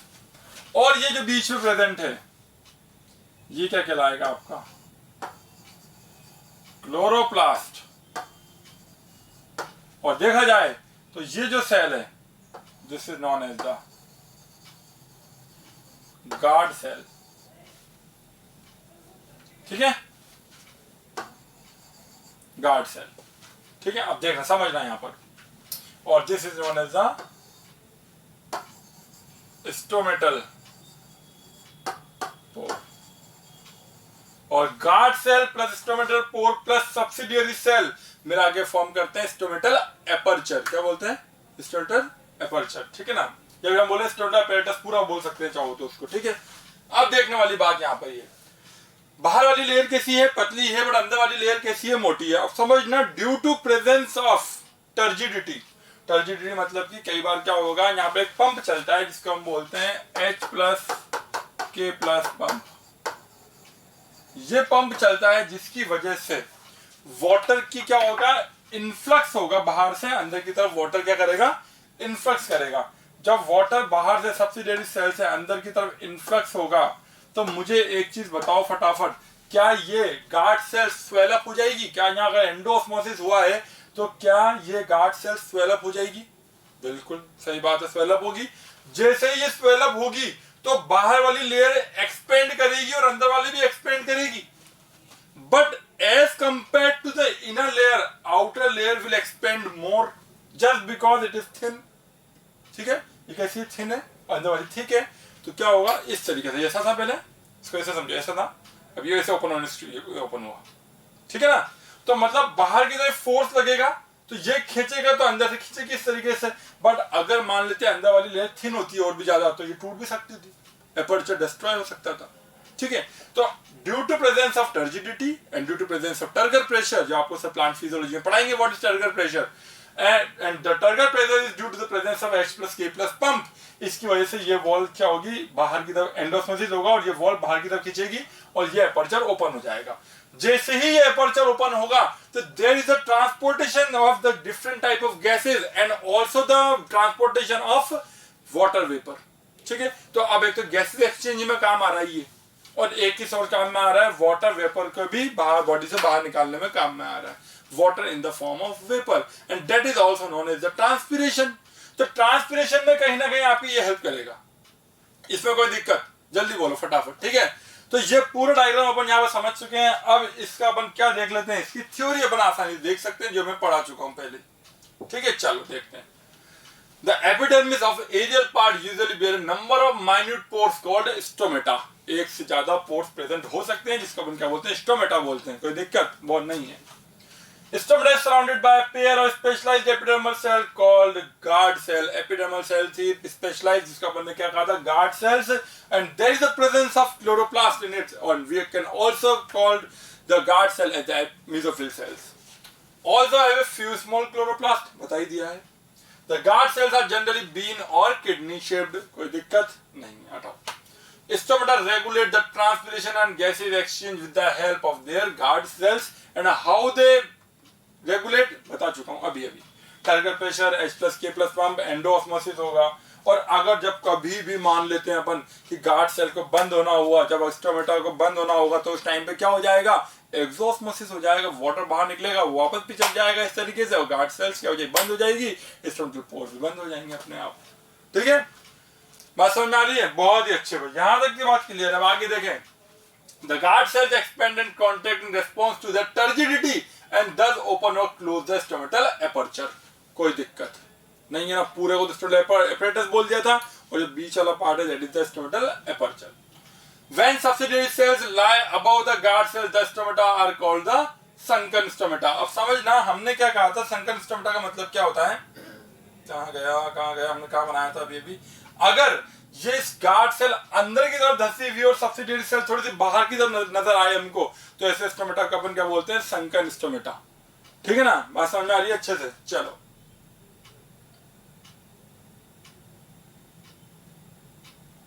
अब समझना है ना, यहाँ पे यह समझाने वाला पॉइंट है हाइपोस्टोमेटिक, एम्फिस्टोमेटिक एंड एपिस्टोमेटिक। अब समझना, क्या मैंने पहले एक बात तुम्हें बताई थी इस तरीके से कि ये भाई स्टेम है और यहाँ से लीफ इस तरीके से ओपन हुई। ठीक है, तो अगर लीफ स्टेम है और लीफ इस तरीके से ओपन हो रही है, तो ये जो लीफ कहलाएगी, this is known as the dorsiventral leaf. क्यों बोला dorsiventral leaf? Dorsal surface, ventral surface, याद आ रहा है कुछ हल्का हल्का है ना, डॉर्सी वेंट्रल लीफ। और अगर ये स्टेम से पैरेलल है लीफ ऐसी, तो this is known as the, क्या बोलेंगे इसको अपन, जल्दी बताओ। अगर ये डॉर्सी वेंट्रल लीफ है ये वाली, ठीक है ना, और ये कौन सी है, पैरेलल लीफ है, इससे पैरेलल आ रही है ये। ठीक है, आइसोबाइलेटरल बोल सकते हो इसको, डॉर्सी वेंट्रल आइसोबाइलेटरल। ठीक है, तो ऐसी लीफ की अगर अपन बात करें, तो डॉर्सी वेंट्रल लीफ में स्टोमेटा कहां मिलेंगे आपको, नीचे की तरफ मिलेंगे, यहाँ पर on the lower surface. But basically अगर ढंग से पूछा जाए आपसे स्टेम पे आपके लीफ में, तो लोअर सरफेस कौन सा होता है, ये वाला होता है। ठीक है ना, लोअर सरफेस तो ये है। बट अगर अपन नॉर्मल वे में बोलें कि ओपन होने पर नीचे की साइड मिलेगा, ऐसा क्यों, स्टोमेटा ऊपर क्यों नहीं मिल रहा, सोचो, स्टोमेटा ऊपर क्यों नहीं मिले। अगर स्टोमेटा ऊपर मिल जाते हैं हमको, इस पर्टिकुलर अपर वाले पार्ट में मिल जाते हैं स्टोमेटा, तो क्या होता है, लाइट रेज दिन भर उससे पड़ती, लाइट रेज दिन में पड़ेगी, तो देयर आर द चांसेस कि स्टोमेटल एपर्चर गेट डिस्ट्रॉयड, तो नीचे की तरफ मिलेंगे ताकि थोड़ी छाया रहे। ठीक है, लाइट तो मिल रही है उसका आसपास, ठीक है, बट उससे थोड़ी छाया रहेगी, टेम्परेचर इतना ज्यादा नहीं होगा, तो उसकी वजह से क्या होगा, आसानी से वो ट्रांसपिरेशन कर सकते हैं। ठीक है, स्टोमेटा डिस्ट्रॉय भी नहीं होंगे।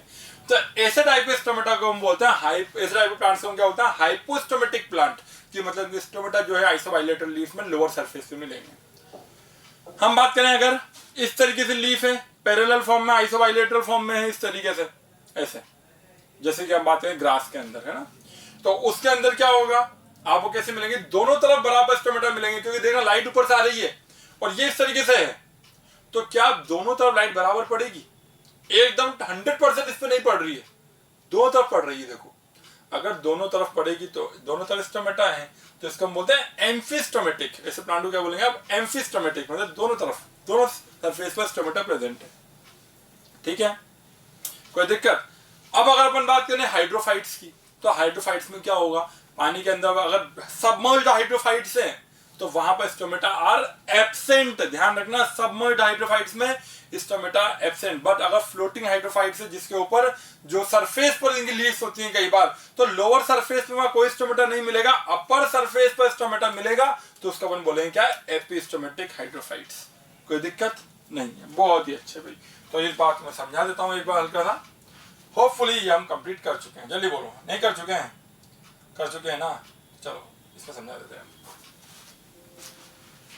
ये तो है आपकी कौन सी लीफ, डॉर्सी वेंट्रल लीफ, जो इसके परपेंडिकुलर होती है मोस्टली, है ना। दूसरी बात करें,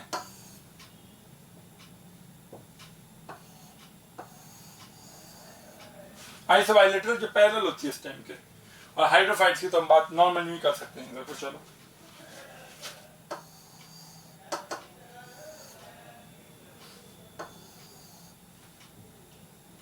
यहाँ पानी भरा हुआ,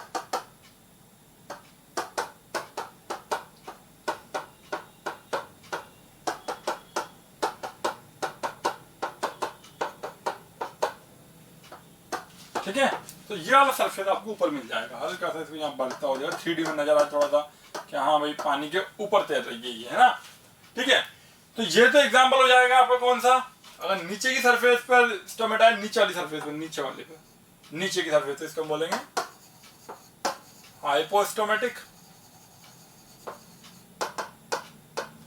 और इसमें दोनों तरफ होंगे तो इसको हम बोलेंगे एम्फिस्टोमेटिक।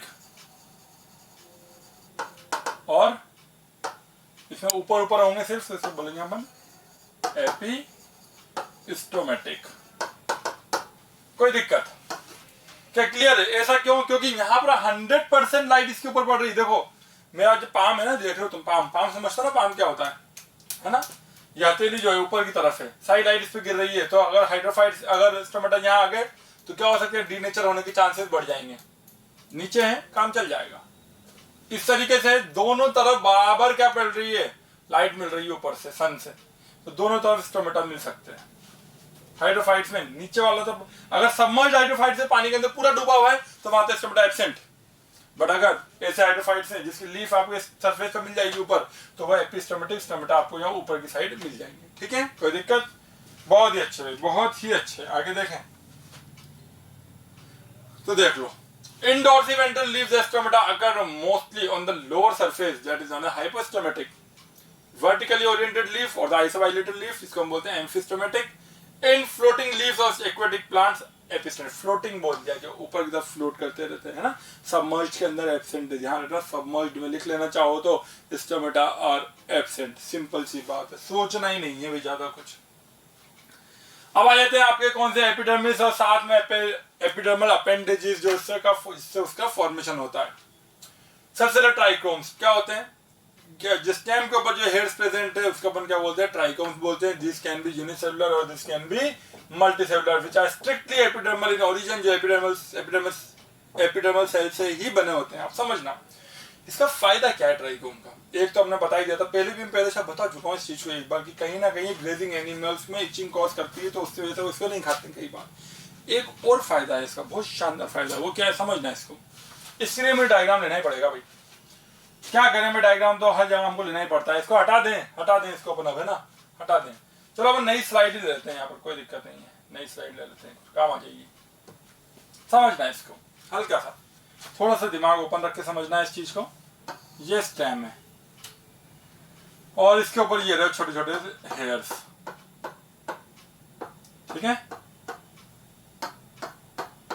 ये छोटे छोटे हेयर्स हैं इसके ऊपर, इससे स्टेम के ऊपर है ना। अब मैं क्या कर रहा हूं, जूम करना है तो जूम, इस वाले पार्ट को जूम कर लेता हूं, इस पर्टिकुलर पार्ट को हम कर लेते हैं जूम। इसको जब इसे जूम करेंगे तो क्या हो जाएगा, थोड़ा सा बड़ा हो जाएगा, है ना। ये देखो, और इसमें से कोई भी एक हेयर जो है, एक से ज्यादा हेयर, ये लो, ठीक है। अब तो मत बोला कि सर स्टेम को तो जूम ही नहीं किया है, जो काम की चीज है उसी को जूम कर रहे हैं हम बस, ठीक है ना। चलो जूम कर लिया भाई इसको, ना जूम लिख देता हूं मैं आपको। अब समझना क्या होगा, सपोज एनवायरमेंट में फ्लक्चुएशन आता है टेम्परेचर का बहुत जबरदस्त तरीके से फ्लक्चुएशन आ रहा है। हम जानते हैं प्लांट्स बहुत वाइड रेंज ऑफ टेम्परेचर में सर्वाइव कर सकता है, ये भी हम जानते हैं। पर सपोज अभी गर्मियां बढ़ रही है ना, और सपोज मान के पहले हम सर्दियां लेके चलते हैं, चलो ना, उससे जल्दी समझ में आ जाएगा। सर्दियां पड़ रही है मान लो, तो अब क्या होगा, जो भी ठंडी हवा है ना, वो पहले इन हेयर से टकराएगी। बोलो हाँ या ना, टकराएगी ना, नहीं टकराएगी? अगर हेयर से टकराएगी तो फ्रिक्शन होगा नहीं होगा? फ्रिक्शन भी होगा। And we know that friction की वजह से हीट जनरेट होती है, हाथ गर्म हो जाते हैं कुछ देर में, तो ठंड में खड़े हुए करते हैं, ये तो रीजन है। तो वो जो हवा थी जो पहले ठंडी आ रही थी, वो अब कैसी हो जाएगी, गर्म हो जाएगी। एज कंपेयर टू पहले के कंपेरिजन में थोड़ी सी क्या हो जाएगी, गर्म हो जाएगी।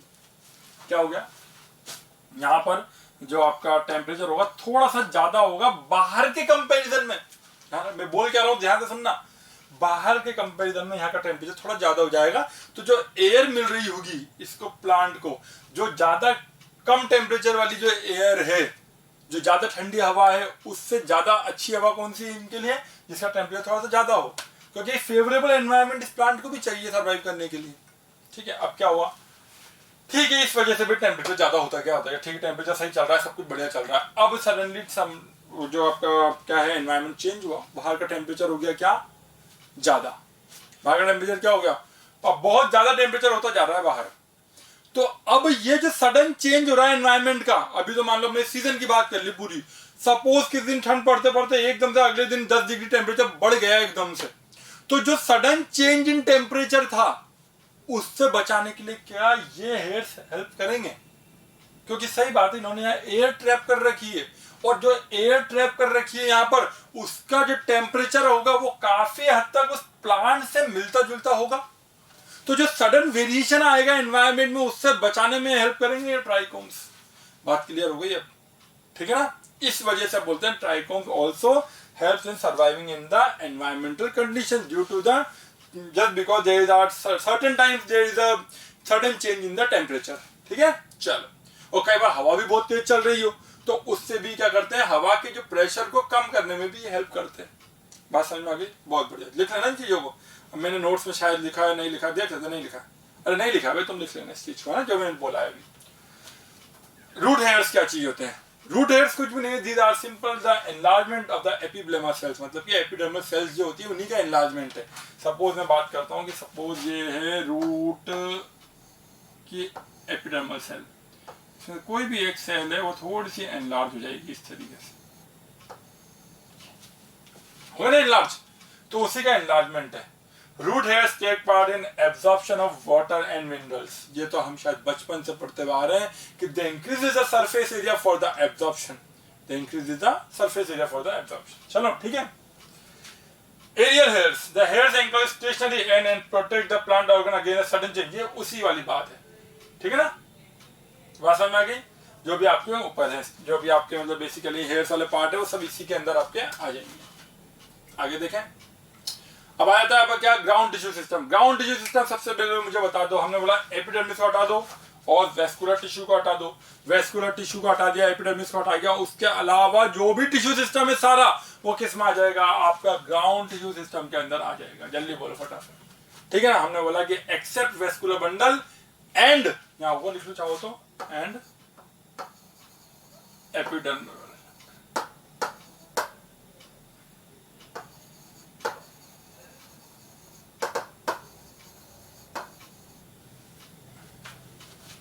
एपिडर्मल टिश्यू, इन दोनों को छोड़ के सब आ जाएगा ग्राउंड टिश्यू के अंदर। ठीक है ना? गायब नहीं होता था भाई। ठीक है, चलो।